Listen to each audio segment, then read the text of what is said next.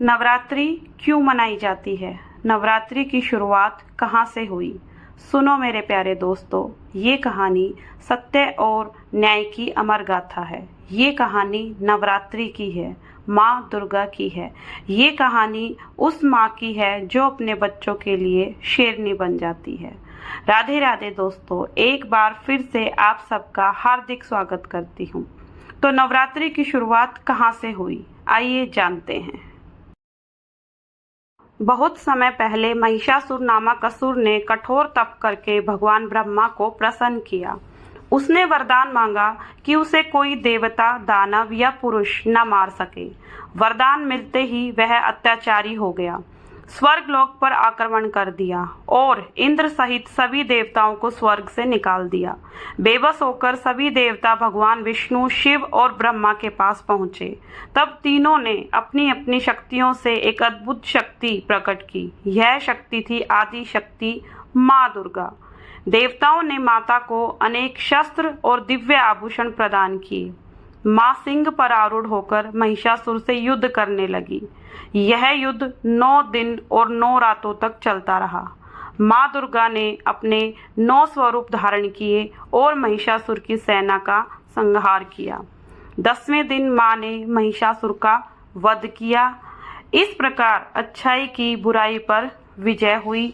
तभी से 9 दिनों को नवरात्रि और 10वें दिन को विजयदशमी दशहरा मनाया जाता है।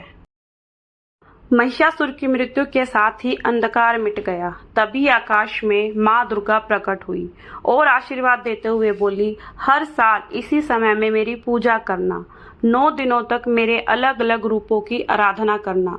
माँ दुर्गा ने विस्तार से बताया कैसे नवरात्रि मनानी चाहिए। पहले दिन से तीसरे दिन तक माँ दुर्गा की पूजा करनी चाहिए। चौथे दिन से छठे दिन तक माँ लक्ष्मी की पूजा करनी चाहिए। 7वें दिन से 9वें दिन तक माँ सरस्वती की पूजा करनी चाहिए।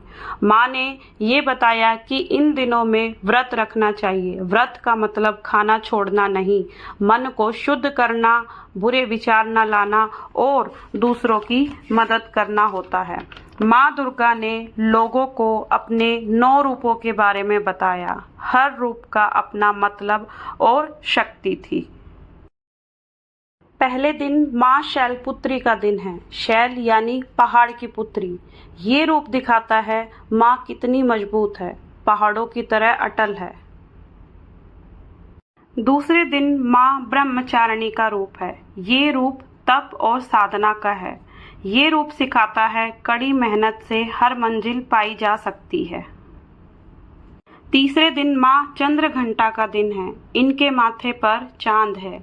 ये शांति और सुंदरता का प्रतीक है, लेकिन ये रूप जरूरत पड़ने पर भयंकर भी हो सकता है।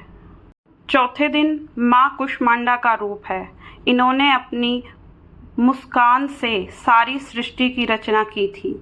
ये रूप सिखाता है खुशी में कितनी शक्ति होती है। 5वें दिन माँ स्कंद माता का दिन है। ये माँ और बच्चे के प्रेम का रूप है। ये रूप सिखाता है कि माँ का प्यार सबसे बड़ी शक्ति है। छठे दिन माँ कात्यायनी का रूप है। ये युद्ध का रूप है। जब अन्याय बढ़ता है, माँ इसी रूप में आकर न्याय करती है।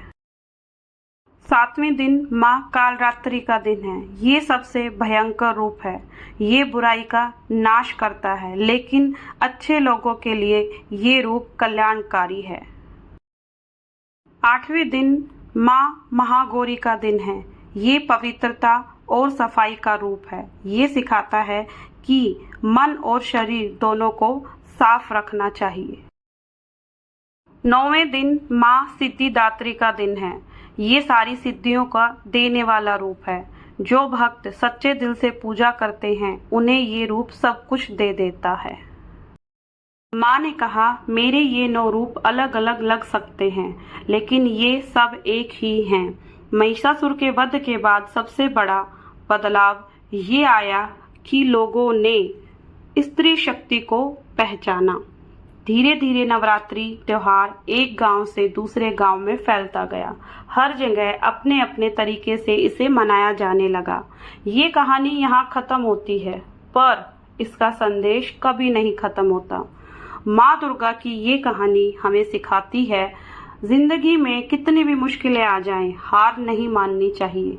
जैसे माँ ने महिषासुर जैसे ताकतवर दुश्मन को हराया, वैसे ही हम भी अपनी मुश्किलों को हरा सकते हैं। यही नवरात्रि का असली मतलब है, यही है माँ दुर्गा की असली पूजा। और इस तरह माँ दुर्गा की अमर गाथा हमारे दिलों में बस जाती है, हमें हमेशा के लिए प्रेरणा देती रहती है। तो आशा करती हूँ आप सबको इस कथा से आनंद और प्रेरणा मिली होगी। अगर जानकारी अच्छी लगी हो तो वीडियो को लाइक, कमेंट, शेयर ज़रूर करें।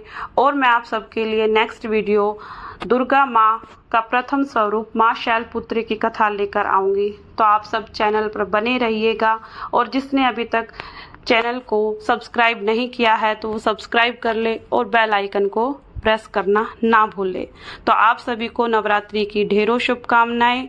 जय माता दी। राधे राधे।